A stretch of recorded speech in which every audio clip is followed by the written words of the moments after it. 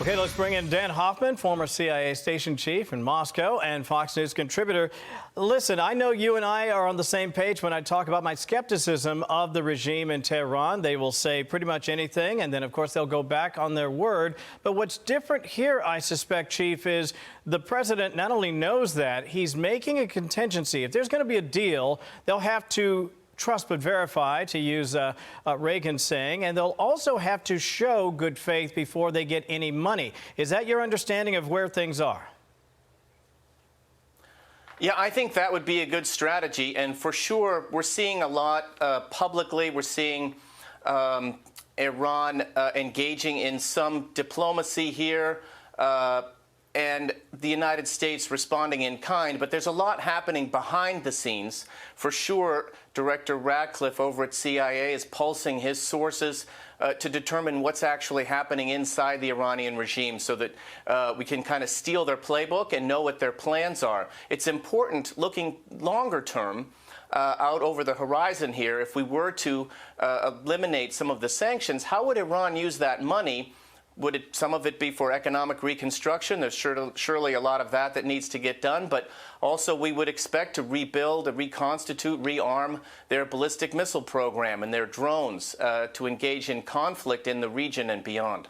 I think, obviously, you want to compel them to make a deal for the safety and the security, not just of the global commerce and the safety, obviously, with respect to nuclear safety, but also because you want to do right by the people who have been suffering under this regime going all the way back to 1979. But let me share this. This is called for, too. This is Senator Lindsey Graham of the great state of South Carolina. And he said this in an X post. He says, a deal that is perceived to allow Iran to survive and possess the ability to control the strait in the future will put Hezbollah in Lebanon and Shia militias in Iraq on steroids. I think he makes a strong point. What's your impression there, Dan? I think he's highlighting the incredibly consequential stakes here for President Trump, for the president's legacy, and for U.S. national security going forward. This deal, if one does come to pass, will be judged by how much it cost us to get here, tens of billions of dollars for our military to deploy and launch those attacks on Iran.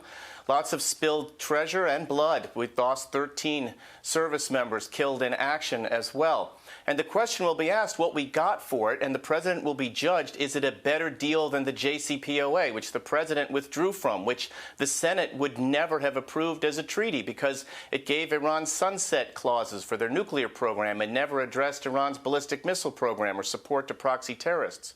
So this kind of a deal that the president is talking about getting is going to have to be a lot better than that. The president has said that. And I think that's going to be a key area of focus for the Congress, obviously, as they look at what we get in return.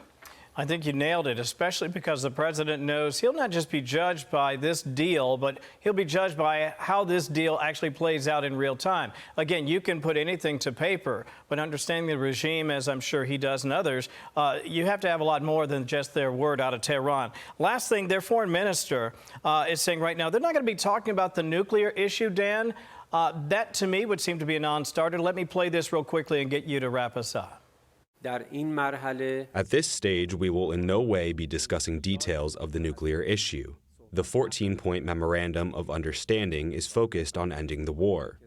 We have no timetable or deadline for finalizing the framework agreement. Well, they're just trying to wait him out is what it sounds like to me. And they may have a point because politically, if you can't get those gas prices back down, the midterms can be affected by that. But by the same token, I think they're disregarding the safety, again, and the security and the prosperity of their own people. Yeah, we're hearing some public posturing there from the Iranian foreign minister. And look, the United States has leverage in terms of the sanctions, the blockade, and the threat of additional military strikes. We've got to be really careful about giving up any of our leverage without getting what we want in return, which is for Iran to open the Strait of Hormuz and to give us the highly enriched uranium, to get that out of Iran as a starter. We need a confidence-building measure before we move forward. I think, hopefully, that's something the president and his team is thinking about. Yeah, and the Strait of Hormuz has to be open. It's an international waterway. We're not doing tolls and giving all that money to the regime in Tehran. Always great to have the best. Dan Hoffman with us on a weekend. Thank you, buddy. We appreciate it. Have a good Thanks. Thank you. Alicia. My pleasure. Be sure to like and subscribe for all the Fox News latest on YouTube and catch full shows streaming now on Fox One.